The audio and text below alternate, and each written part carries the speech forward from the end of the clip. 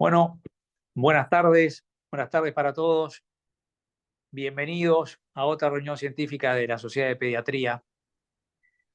Vamos a esperar, si les parece a todos, unos 5 minutitos para dar tiempo a que la gente se vaya conectando y luego vamos presentando a quien vamos a escuchar hoy y, y, y todo lo que nos tiene que decir y tenemos que aprender. Esperamos 5 minutitos y luego comenzamos.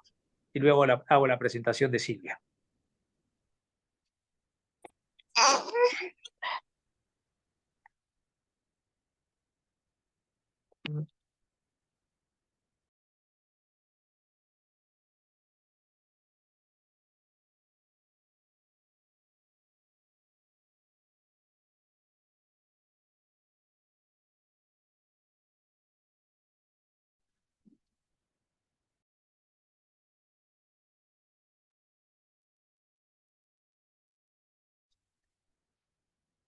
Bueno, entonces, si les parece, vamos a comenzar presentando a Silvia Cosiol, quien nos va a presentar el tema hoy de dislipemia en pediatría. Tenemos el gusto de que Silvia es profesora adjunta de pediatría de la unidad académica de pediatría C. También ha hecho un máster en endocrinología pediátrica en España y se ha especializado también en Argentina en dislipemias pediátricas. Por lo tanto, vamos a poder disfrutar mucho de esta actualización. Así que, Silvia, cuando tú quieras, adelante. Bárbaro. Muchas gracias, Guillermo. Bueno, nada, buenas tardes, buenas noches a todos. Muchísimas gracias por la invitación. La idea es hablar un poco de las dislipemias en la edad pediátrica, sobre todo del enfoque diagnóstico. Estoy tratando de ponerlos al costado, así los veo, y ya arrancamos con la presentación. A ver si... ¿Ahí se ve bien la pantalla? Sí, perfecto. Sí, Se perfecto. escucha bien. Bárbaro.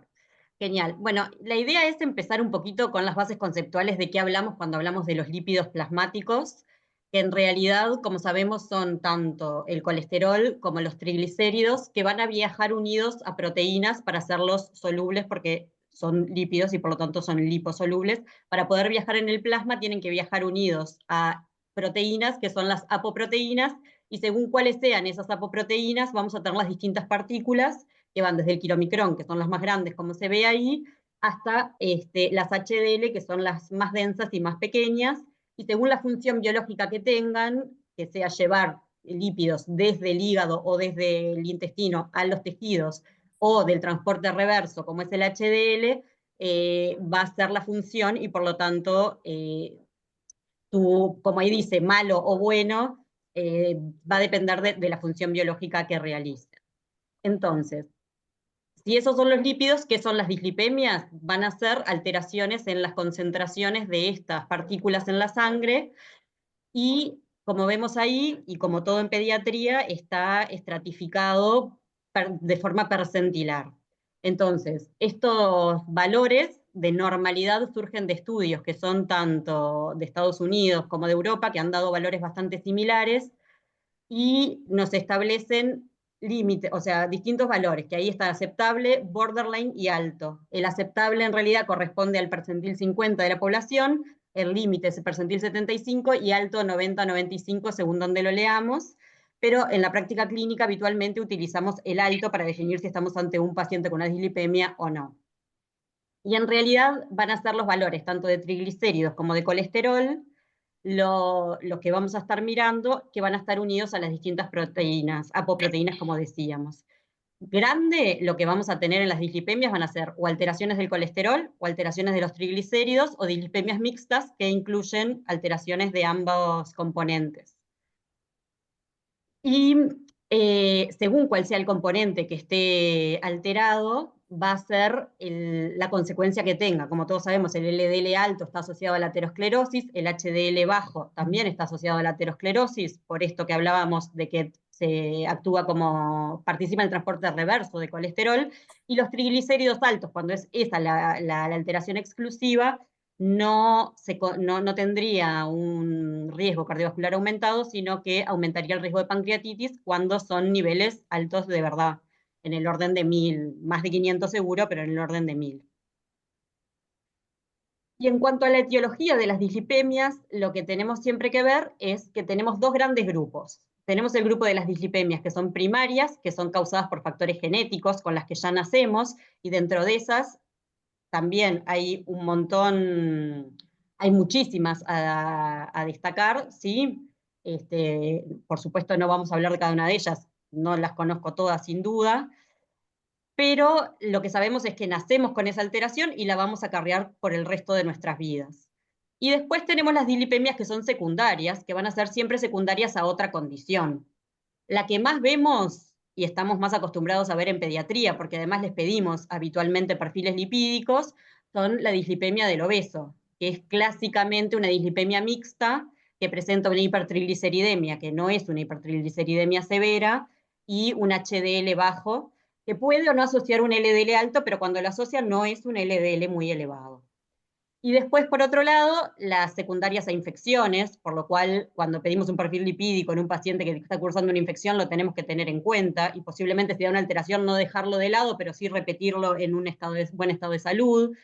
Las endocrinas, sin duda, en los pacientes con diabetes tipo 1 y tipo 2, el mal control metabólico se asocia con dislipemias. El paciente con insuficiencia renal crónica, sin duda, porque aparte sabemos que el paciente con insuficiencia renal crónica, luego la morbilidad más importante va a ser la cardiovascular, entonces lo tenemos que tener en cuenta, las enfermedades inflamatorias, y en el hipotiroidismo también pensar que, o sea, que es una de las cosas a descartar cuando vemos un paciente que tiene una dislipemia, que no tenga un hipotiroidismo manifiesto, no que el hipotiroidismo subclínico no lo va a dar, el hipotiroidismo manifiesto sí puede dar una dislipemia. Pero centrándonos un poco más en las primarias, queremos destacar la hipercolesterolemia familiar, que ¿por qué la queremos destacar? Es una hipercolesterolemia primaria, es decir, que es del grupo de las genéticas, con la que nacemos y vamos a estar toda la vida si nos toca tenerla. Es una enfermedad monogénica, ¿sí? Es decir, bueno, típicamente monogénica, pero lo que es más importante es que la enfermedad monogénica más frecuente en el ser humano, y es el error innato del metabolismo más frecuente en el ser humano. Y tiene una herencia autosómica dominante, que ahí vamos a ver, porque también tiene o sea, depende de la dosis génica. Si tenemos un solo alelo mutado, vamos a tener un fenotipo que es menos severo que si tenemos los dos alelos mutados, sin duda. Y ahí cuando tenemos un solo alelo mutado, hablamos de la hipercolesterolemia familiar heterocigota, que esa es la que tiene una prevalencia altísima en la población. ¿Sí? Uno de cada 250, uno de cada 300 individuos tienen esta patología, ¿sí? Y eso hace que, si nosotros calculamos en el Uruguay, hablamos de que más o menos 10.000 individuos en nuestro país tienen esta patología. Tiene un importante subdiagnóstico, ¿por qué? Porque va a ser absolutamente asintomática hasta que tengamos el primer evento cardiovascular, que va a ser precoz, porque va a ser en el entorno de los 30, 40 años, a veces 50, según la severidad del fenotipo, pero que hasta ese momento va a pasar totalmente desapercibida, salvo que hagamos un perfil lipídico, y ahí tiene un perfil lipídico bastante característico, que ahora lo vamos a ver. Es importante saber que en nuestro país contamos con Génico, que es Genes y Colesterol, que es como un programa dentro de la Comisión Honoraria para la Salud Cardiovascular, que tiene como objetivo Génico tener un registro de las personas en nuestro país con esta enfermedad. ¿Y por qué lo traigo? Porque después lo podemos hablar más adelante, porque es bien importante que ellos pueden hacer el diagnóstico genético. Entonces todos estamos en condiciones de derivarles pacientes en los cuales tenemos sospecha y obviamente comunicarnos con ellos, y ellos pueden hacer el diagnóstico genético, que como vamos a ver es importante. La causa va a ser o una mutación en el receptor del LDL, ¿sí? O una mutación en el receptor, en la proteína ApoB, que como veníamos hablando, el LDL es una apolipoproteína que tiene colesterol, tiene un poco de triglicéridos, pero no mucho, y tiene el ApoB100, que es su apoproteína principal. El ApoB tiene un sector en el cual se une al receptor del LDL, y si ese ApoB es disfuncional, no va a lograr unirse de forma adecuada. O puede ser también una mutación de una proteína que se llama PCSK9, que actúa en la vida del receptor, por así decirlo, que lo podemos en realidad ver acá. No sé si se ve bien y se escucha bien. Perfecto. Sí, bien. Lo podemos ver acá, que en realidad tenemos el LDL, que es toda la pelota, ¿sí? El receptor de LDL, y acá cómo está interactuando el ApoB con el receptor del LDL. Al hacer esa interacción, el LDL se endosita y pasa a formar parte del metabolismo celular. PCSK9 lo que hace es marcar algunos receptores y hacer que esos receptores no puedan volver a la superficie. Entonces, cuando tenemos una mutación de PCSK9 con ganancia de función, hay más PCSK9 y eso va a hacer que haya menos receptores en la luz, por lo cual lo que termina sucediendo es que los LDL se acumulan a nivel plasmático, no entran a nivel celular y por lo tanto termina sucediendo que al no ser captados por ningún receptor, se oxidan, se glucosilan si hay una glicemia alterada, todo eso genera inflamación, son endocitados por los macrófagos y terminan generando esta alteración de la pared celular que conocemos como aterosclerosis. ¿Sí? Entonces, la consecuencia de la hipercolesterolemia familiar es el aumento del LDL sin ninguna alteración de las otras fracciones lipídicas. ¿Sí? Y acá tenemos lo que tenemos es un cuadro comparativo entre la hipercolesterolemia familiar heterocigota y homocigota, ¿sí? Que la heterocigota es de la que venimos hablando, en la cual acá la frecuencia es un poco más baja la que ponen, pero actualmente se habla de 1 en 250, 1 en 350 personas, multiplica por 10 el riesgo cardiovascular de una persona sana, ¿sí? Y algunos trabajos hablan de que lo multiplica por 20, y lo que es típico es que se manifieste con eventos cardiovasculares entre la tercera y cuarta década de la vida. Siempre, en principio, tenemos un progenitor con hipercolesterolemia familiar, porque es una enfermedad autosómica dominante, y típicamente en pediatría, en adultos en general se manifiesta con niveles más altos, pero en pediatría tienen un colesterol total del entorno mayor a 240, con un LDL mayor a 160, con triglicéridos normales y totalmente asintomático. No van a presentar santomas, santelasmas, no van a presentar nada que clínicamente nos permita identificarlos. En cambio, cuando la enfermedad es homocigota, obviamente la frecuencia es mucho menor, es de 1 en 1.000.000, ya entre la primera y segunda década de la vida presentan síntomas cardiovasculares, ya presentan aterosclerosis, sí presentan santomas tendinosos, santelasmas pueden presentar.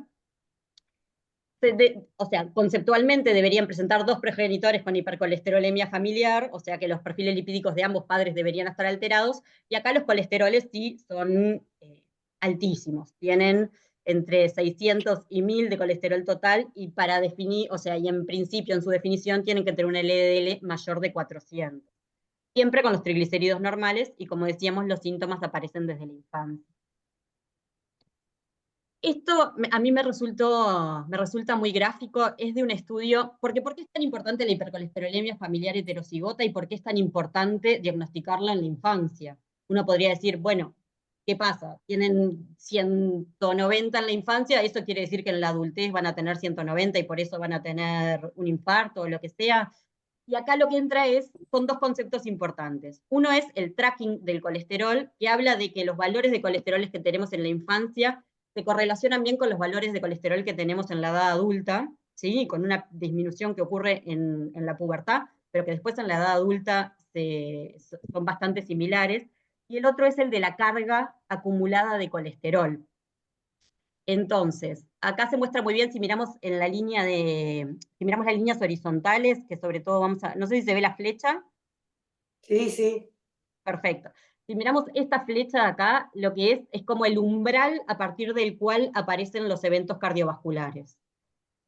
Entonces, cuando tenemos una hipercolesterolemia familiar homocigota, la carga de colesterol acumulado es tan alta que en las primeras 2 décadas de la vida ya aparecen los eventos cardiovasculares. Y obviamente, si hay otros factores de riesgo, aparecen mucho antes, como vemos acá. Si tenemos hipertensión, diabetes, somos fumadores, ese umbral baja y los eventos aparecen antes.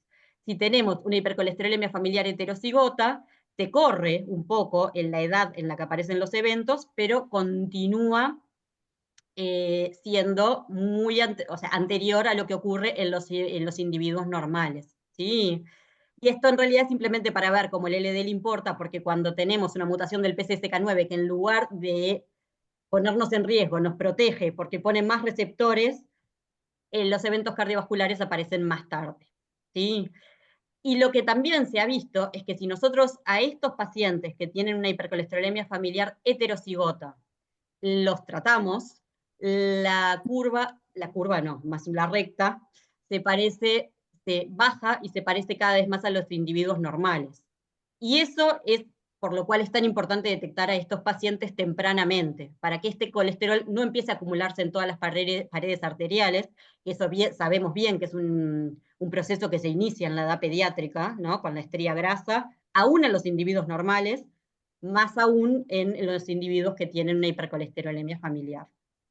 Y este cuadro lo que muestra es eso, no es eso, es algo bastante parecido, es la contracara, en la cual en estos pacientes, cuando hacemos tratamiento, el tratamiento básico son las estatinas, aunque existen otros posibles, cuando hacemos tratamiento con estatinas, la sobrevida libre de eventos cardiovasculares aumenta muchísimo, con una diferencia que es estadísticamente significativa, perdón.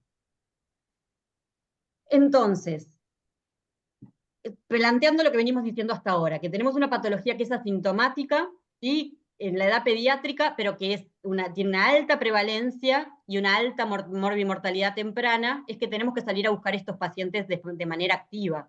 ¿Sí? De manera pasiva ya sabemos que no va a suceder, y lo que termina sucediendo es que estos pacientes se diagnostican con el primer evento cardiovascular, y ahí ya perdimos un montón de años para ese paciente si se muere, y años activos y años de buena salud si queda con secuelas.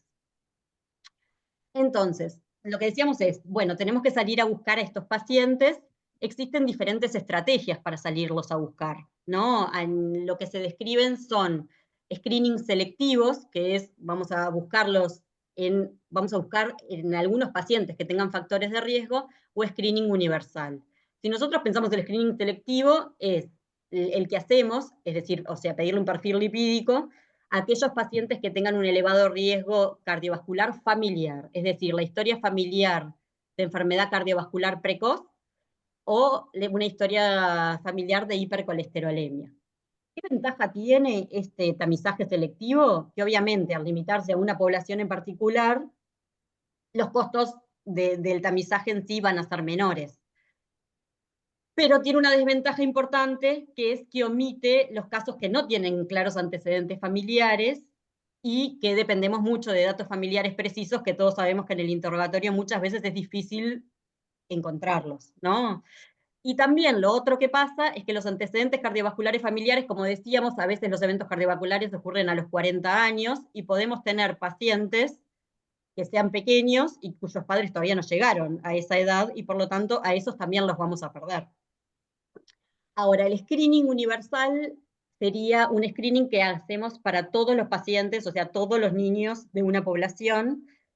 Y si uno pensara cuándo lo podemos hacer, conceptualmente, como hablábamos hoy, hay lo que hablamos del tracking de colesterol, que sabemos que entre los 2 años y el inicio de la pubertad, los niveles de colesterol son estables y se correlacionan bien con los del adulto. Entonces, cualquier momento entre eso y el inicio de la pubertad sería un buen momento para hacerlo. Después cada población, y después podemos ver distintas propuestas, cada población elegirá el momento para hacerlo. Y después la mayoría de los trabajos hablan ¿Cómo andás? de repetirlos entre... ¿Llegando? Sí, vine hoy. Ah. Mediodía por ahí. Agradezco que puedan silenciar los micrófonos repetirlo entre los 7 y los 21 años, no para identificar la hipercolesterolemia familiar en sí, que esa ya la tendríamos identificada, sino para identificar algunas otras hipercolesterolemias que se expresan, que también son genéticas, pero que se expresan más en la edad adulta. Y la ventaja clara es que podemos lograr una prevención a nivel poblacional, y otra ventaja clara es esta que está acá. Al identificar al niño con la hipercolesterolemia familiar, lo que podemos es hacer la cascada al revés, ir para arriba, identificar a los padres antes de que hagan su primer evento cardiovascular, con lo cual el beneficio de esta estrategia se expande no solo a los niños, sino a los adultos jóvenes. Una de las desventajas que uno podría ver y que algunos trabajos señalan es que vamos a tener algunos falsos positivos, y eso muchos trabajos señalan que podría estigmatizar a algunos pacientes o estigmatizar a algunos niños como con patología que eventualmente podrían no tener, pero igual cualquier niño, aunque no tenga una hipercolesterolemia familiar, cualquier niño con un LDL alterado debe ser mirado por lo menos y seguido para ver si es pasible de ser tratado. Pero bueno, ahí queda una población que uno tiene que mirar atentamente. Y el screening selectivo, tiene una baja efectividad, pero eso no quiere decir que sea inútil. Y de hecho, muchos países hablan de métodos combinados, o sea, de combinar ambos métodos para lograr identificar en una población todos los individuos con hipercolesterolemia familiar. Entonces, lo que nos podríamos plantear es si la hipercolesterolemia familiar heterocigota es una patología que sea pasible de tamizaje universal, es decir, es una de esas patologías que vale la pena buscar en toda la población. Y acá lo que yo me planteé es mirar los criterios de Wilson y Junger, no sé, que son los que miramos siempre cuando hablamos de todas las pesquisas, de la pesquisa neonatal, que son las cosas que le pedimos a una enfermedad para que sea pasible de ser estudiada a nivel poblacional. Lo que le pedimos es que sea frecuente, que sea inaparente al nacer, que no diagnosticado cause una severa morbilidad o mortalidad, que tengamos un tratamiento efectivo disponible, porque si no, no tiene mucho sentido buscarla, que el tratamiento mejore el pronóstico, que tenga una prueba de screening, que sea rápida y costo efectiva y que la podamos confirmar. Y en realidad, frecuente, la hipercolesterolemia familiar seguro que es, porque afecta a 1 en 250 individuos. Es inaparente no solo al nacer, sino que durante toda la vida, hasta que tenemos el primer evento cardiovascular. No diagnosticada puede causar la muerte o discapacidad importante. Tenemos un tratamiento efectivo, sin duda, que son las estatinas, que además de tener bajo costo, capaz que en pediatría no tenemos tanta experiencia, pero existe mucha experiencia en su uso, y sabemos que son drogas que son seguras y accesibles para todos. El tratamiento precoz, ya vimos que mejora la sobrevida libre de enfermedad cardiovascular. Existe una prueba rápida, sensible y costo efectiva, que es el perfil lipídico, y también tenemos pruebas que son todavía más rápidas, que son por punción digital, y podemos confirmar la enfermedad por estudio genético, aunque no siempre es necesario confirmarla, porque a veces podremos, otras veces no, pero aún así encontrar estos pacientes con un LDL persistentemente alto, sabemos que la carga de colesterol acumulada va a ser elevada y van a ser pasibles por lo menos de seguimiento. Entonces, ante esto nos preguntamos qué estudios de costo-efectividad de tamizajes universales hay. Este es un estudio de la doctora Araujo, que yo de costo-efectividad realmente no manejo mucho, pero el trabajo concluye que en Argentina el screening universal a los 6 años de vida sería una estrategia costo-efectiva para el diagnóstico temprano de la hipercolesterolemia familiar, y que generaría que sería costo efectivo. Más allá, porque en realidad uno siempre ante estas cosas puede decir, bueno, más allá de que no sea costo efectivo, yo quiero cuidar la salud poblacional, y aún así, aunque termine gastando plata, prefiero hacer este pesquisaje. Pero Maribé además demuestra de que es costo efectivo en Argentina, en la población argentina. Obviamente en nuestro país por el momento no tenemos estudios publicados de costo efectividad. Y a nivel mundial hay experiencias de tamizaje, hay distintas guías que proponen diferentes cosas.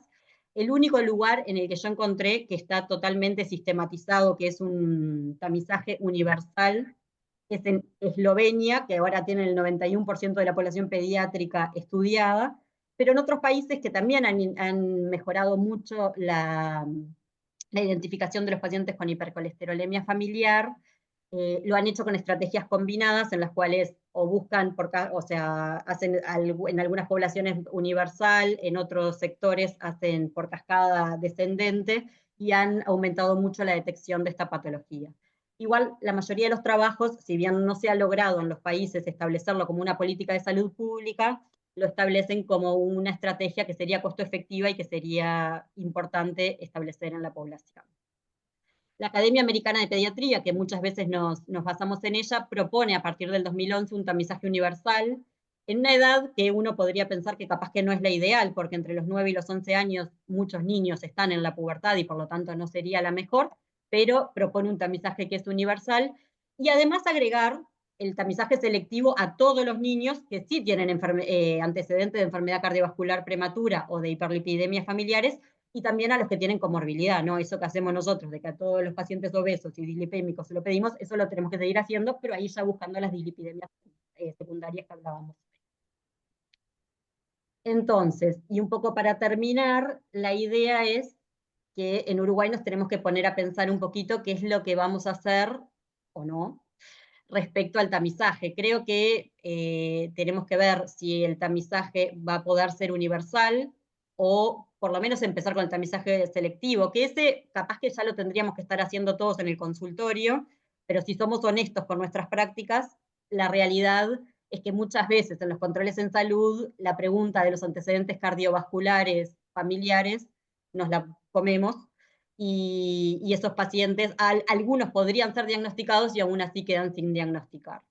Tenemos que discutir también cuál sería el momento ideal para su realización. Sabemos que la posibilidad es entre los 2 años y antes de que empiece la pubertad, eso se puede hacer, pero si decidiéramos eventualmente hacer un tamizaje universal, capaz que lo que hay que buscar es alguna edad en la cual el paciente ya esté cerca del sistema de salud, ya esté en el sistema de salud, y por lo tanto evite una visita nueva y sea más aplicable y más universal. Y en nuestro país, que tenemos coberturas vacunales muy importantes, la vacunación de los 5 años podría ser un buen momento. El tipo de muestra también me parece fundamental, y sobre todo en la población pediátrica, y ahí tendríamos que ver con qué estudios podemos contar, pero que sea por una punción digital, sin duda va a favorecer mucho la adherencia de los padres, y también la nuestra, porque a todos, por lo menos a mí me cuesta pedirle a un niño sano que haga una punción venosa.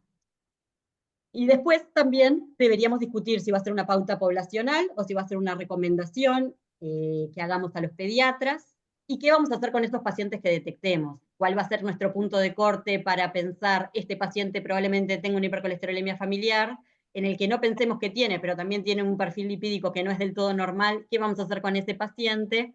¿Y qué vamos a hacer con el que confirmemos? ¿Cómo lo vamos a tratar? ¿Quién va a ser el que haga el seguimiento?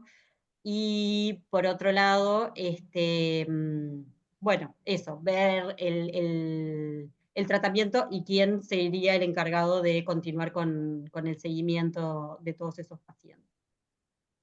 Y la presentación queda por ahí. Bueno, muchísimas gracias, Silvia. La verdad que preciosa presentación, muy clara y jerarquizando sobre todo la importancia que tiene este tema y las preguntas que nos venimos haciendo desde hace mucho tiempo, sobre todo, además de los pediatras, algunos que, como somos cardiólogos infantiles, estamos muy involucrados con este tipo de pacientes. Vamos a dejar un poco abierto a preguntas. Había algunas Perfecto. preguntas que vi que habían escrito, pero las pueden hacer si quieren directamente ya ahora al final de la presentación. Bien. Sergio, Sí, escucho. ¿puedo participar? Por esta vez puede. No, porque quiero participar de entrada porque después va a hablar gente que sabe del tema, que los estoy viendo acá entre la barra que está atendiendo a Silvia, que la verdad tuviste una capacidad de síntesis increíble, Silvia, un tema re complejo y lo pudiste mostrar en Muchas media gracias. hora. Capaz que me apuré un Este, poquito, no sé si no fue medio... no, súper claro, la verdad. Te hago dos preguntas. Te la hago juntas así, no, después no tomo más la palabra. Una es, me llegó eso que dijiste que te da cosa pedirle una prueba, hacerle una punción a un niño sano por las dudas de, capaz que nos da un poco menos de pena puncionar a alguno de Ay, los perdón que no padres, te ¿no? escucho, Walter, que está Un micrófono abierto ahí. ahí. Sí. No, digo, capaz que nos da un poco menos de pena funcionar a los padres. O sea, sobre todo si hay predisposición de explicarle a los padres que qué es lo que estamos buscando. Y o preguntarles directamente, cosa que a veces no hacemos, ¿no? Che, ¿cuál es el micrófono que está abierto? Porque la verdad que es muy disruptivo. No, o Hola, directamente preguntarle a los padres. bueno. Tiene 14 años, es una... Ahí se silenció. Bueno, este, capaz que ya se escuchó, o directamente preguntarle a los padres si conocen cuál es su nivel de colesterol, ¿no? Eso es Sí, una pregunta, que no me salió en tono de pregunta, pero es una pregunta. Y la otra es, me consta que hay una comisión de seguimiento del hipercolesterolemia familiar a nivel del ministerio. Desconozco cómo están trabajando y si puede ser de ayuda eventualmente. a Esa, la primera pregunta, yo creo, o sea, sí creo, yo no tengo mucha experiencia, como sabrán. Sí creo que conocer el perfil lipídico de los padres puede ayudar, sin duda. Lo que me termina pasando incluso en los que yo ya les encuentro el colesterol alto porque se lo pedí por otros motivos, conseguir el perfil lipídico de los padres es una odisea. Y sobre todo del padre, mucho más que de la madre. Porque a veces ni siquiera llegan no saben ni dónde están, no están en la consulta, no vienen, no. Pero sí, sin duda tenerlo podría ser, y en caso de optar por este tamizaje selectivo, también se puede hacer, ser un poco más, no solo buscarlo, preguntar los antecedentes, sino decir, bueno, y además le pedimos un perfil lipídico a los padres, que estén dispuestos a hacérselo, porque no han sido todos. Y lo del ministerio no te lo sé contestar. Creo que hay un grupo de trabajo que está trabajando en adultos. Creo que en pediatría por el momento no. La idea entiendo que es que sí se extienda a la población pediátrica, pero creo que por el momento no sucede. Pero con la Comisión Honoraria para la Salud Cardiovascular, sí ellos hacen esta cascada. O sea, sí buscan a todos los familiares, empiezan, o sea, sin duda con el perfil lipídico, y aquellos que tienen un perfil lipídico compatible, luego le piden el estudio genético, que tienen un pool de estudio genético que pueden hacer por año. En la medida que todos nos concienticemos de esta enfermedad, creo que va a quedar corto, pero por ahora les va alcanzando.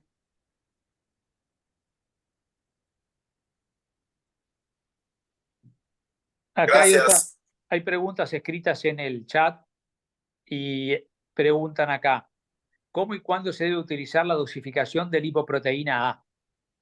Bueno, qué buena pregunta. Eh, ¿Quién hizo la pregunta? Eh, Mercedes Bergante.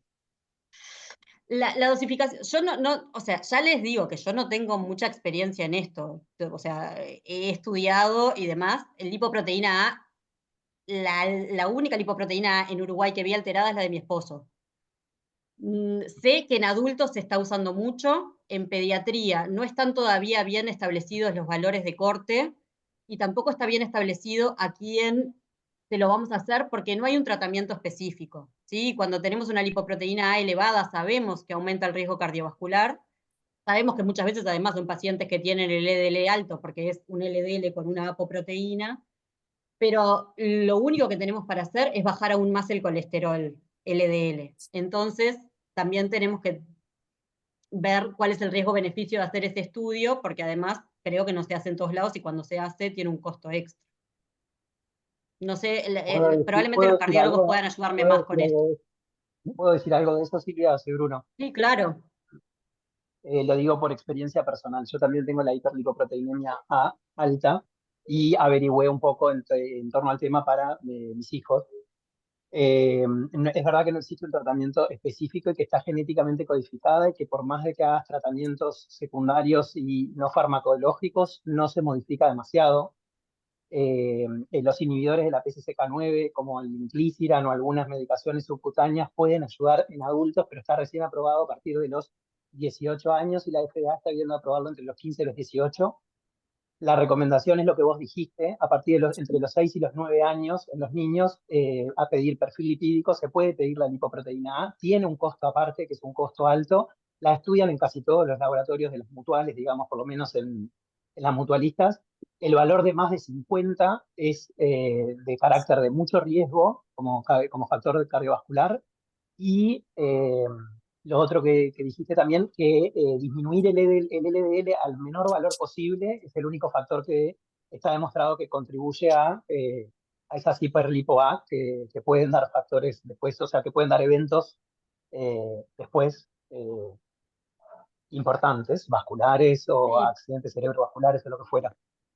Sí, hay que tener cuidado que el valor depende de las unidades en las que la miden y distintos laboratorios de Uruguay la miden en distintas unidades, ¿sí? En milimol por litro, miligramos por decilitro, el que tendría más valores en milimol por litro, y ahí es el valor de corte que vos hablabas. Creo que en pediatría capaz que estamos, o sea, que en algún paciente concreto en el cual quedamos evaluar bien el riesgo cardiovascular, lo podemos pedir, o si conocemos que su padre tiene una hiperlipoproteinemia A, lo podríamos pedir y tendría valor. Creo que por el momento, o sea, pasar de 0 a saber cómo tienen el colesterol total y el LDL ya es un montón y podríamos enfocarnos en eso, más allá de que en pacientes que, por ejemplo, tengan un stroke, pediátricos, ¿no? Con un stroke que ahí sí está visto que puede tener correlación con la apolipoproteína aumentada, con la lipoproteína aumentada, perdón, puede tener valor, y en algún paciente particular que tenga algunos factores de riesgo, podríamos empezar a ver qué es lo que pasa en pediatría, pero a nivel mundial se está viendo qué es lo que pasa en pediatría. Hola. Sí, Juan Carlos, adelante. ¿Puedo participar?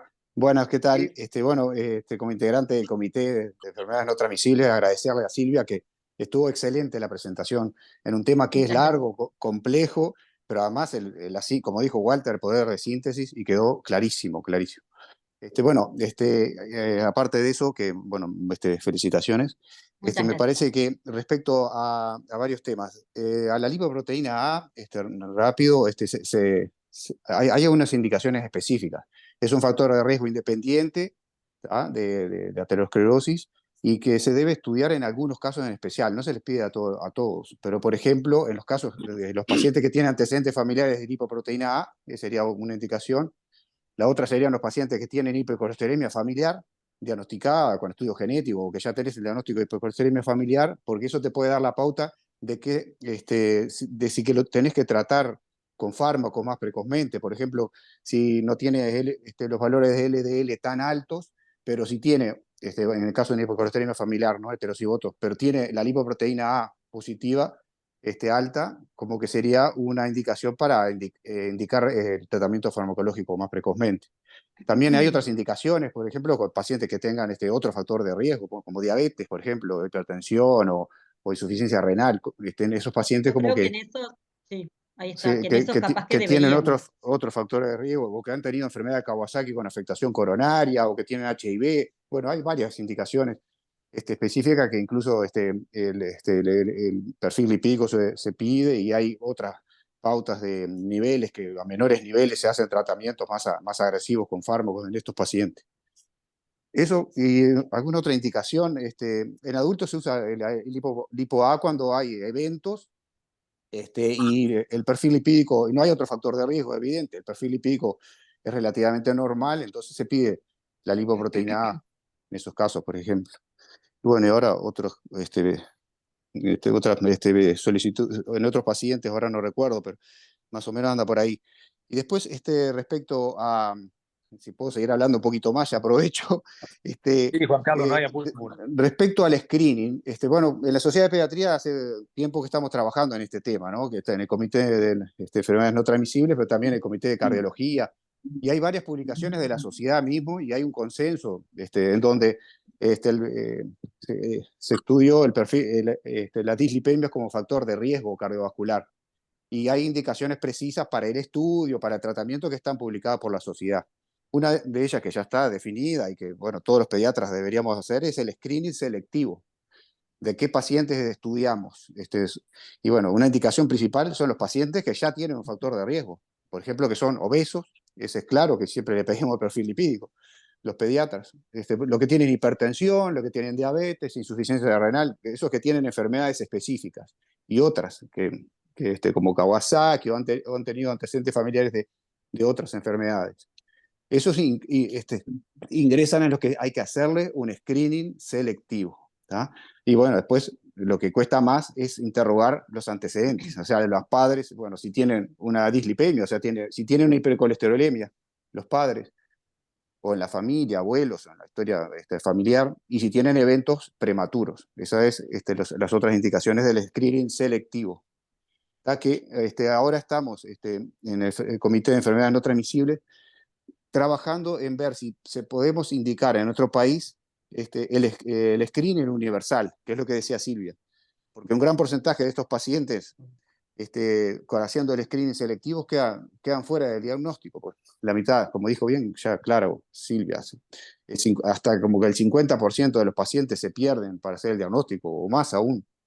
Entonces, el screening universal, por todas las ventajas que ya dijo Silvia, que no voy a repetir, estaría indicado hacerlo por estudios costo-beneficio, por estudios de cantidades que se han hecho, como que sería una indicación para esta enfermedad, para realizarla y hacer un diagnóstico con mayor sensibilidad. Bueno, por ahí. Perfecto, Juan Carlos, compartimos 100% lo que acabas de decir.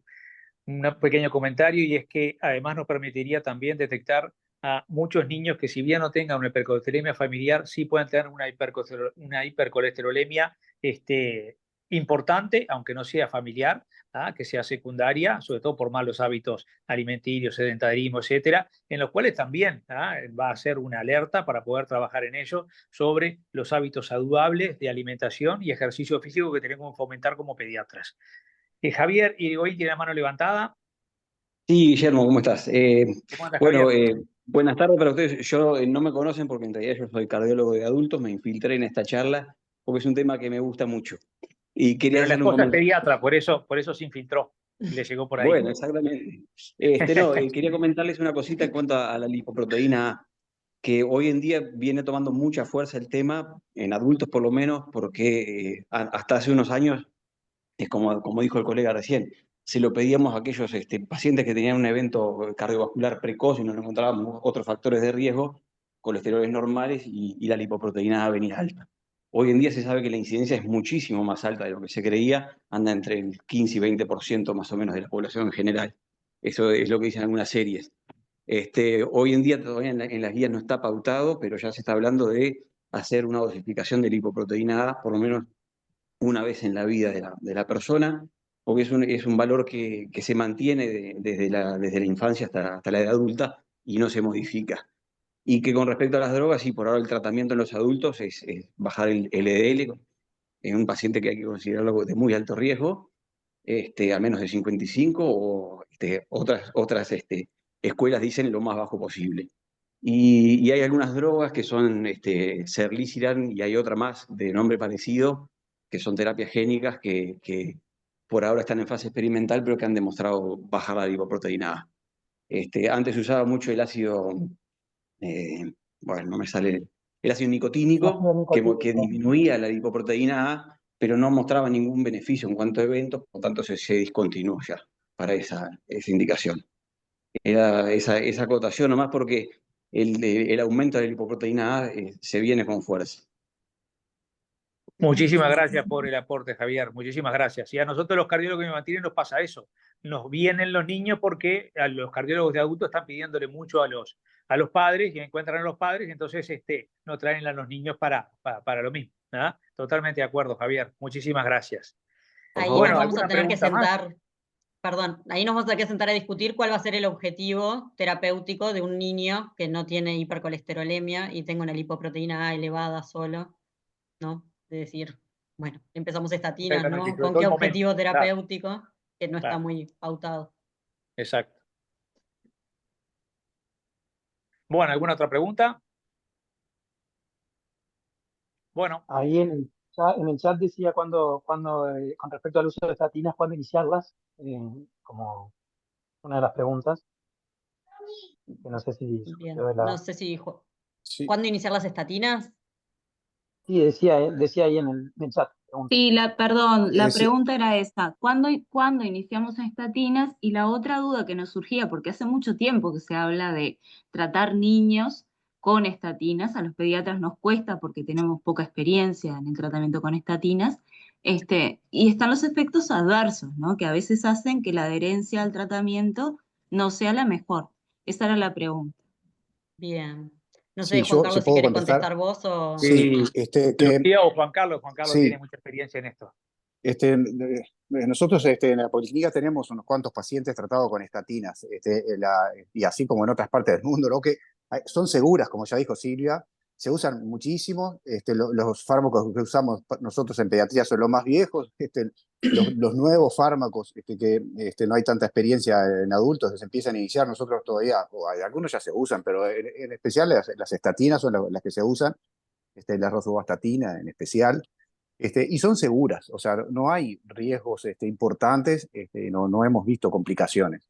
O sea que cuando está la indicación hay que hacerlo. Y las indicaciones de tratamiento son varias, pero en general se basan en valorar el nivel de LDL que tenga el paciente y los riesgos que pueda tener de tener, y los riesgos del paciente. Los niveles de colesterol, bueno, depende en base a los niveles de LDL.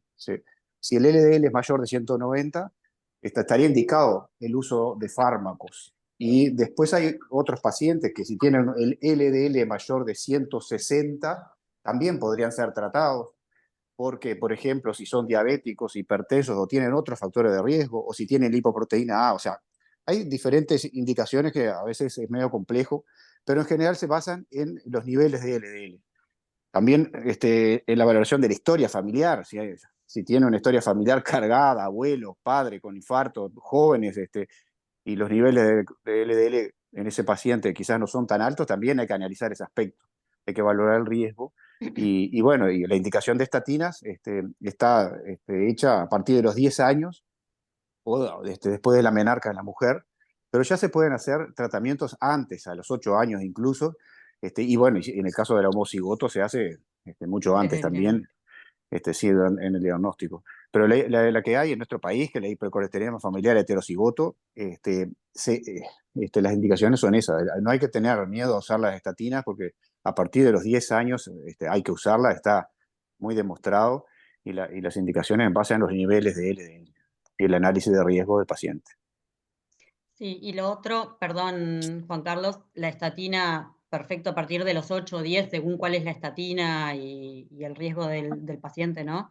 Pero que Sí, tampoco es la única droga, y el ezetimibe, por lo menos en Argentina y en Brasil, se está usando, y hay estudios sí, que ahí hablan de que se puede usar desde los 5 años, entonces capaz que no logramos solo con eso llegar a objetivos terapéuticos, pero podemos bajar y con eso la carga de sí. colesterol acumulado disminuye. Sí, perfecto, perfecto lo que decís, porque el ezetimibe es una droga que se plantea que podría ser más segura, actúa a nivel intestinal y bueno, también se puede usar como segunda droga en el caso de los pacientes que no respondan con una droga sola como las estatinas. Pero el ezetimibe sí es de primera línea, y a Maribel Araujo en el Lo usa Garraham de lo usa primera. muchísimo. Y bueno, hay alguien en el chat que se llama Sí, María María Araujo, Beatriz, ¿será? ¿es ella? No sé. Porque... Este, bueno, si fuera, si nos da una clase estaría bárbaro. Bueno, Claro, tal cual. ¿No será ella, Juan Carlos? no sé, No, yo no he hablado últimamente con ella, no discúlpenme. la invitamos. Teníamos que No haberla sé, cuando invitado. vi eso dije, ay, qué vergüenza. Yo también. Estuvimos muy mal en invitarla, y si fuera, estaría buenísimo Mal que en no pudiera hablar. invitarla, sí. Ella ya estuvo acá. Sí, Perdón sí, que eso. ella, felicitaciones a Silvia, porque la verdad clarísima, no voy a repetir todos los halagos, pero me sumo a ellos. Y bueno, y con Gracias. Juan Carlos, que integramos con Laurita y Rosario, el Comité de Enfermedades Crónicas No Transmisibles, estamos abocados justamente a lograr el screening, el tamizaje, ¿no? Y bueno, más que nada universal.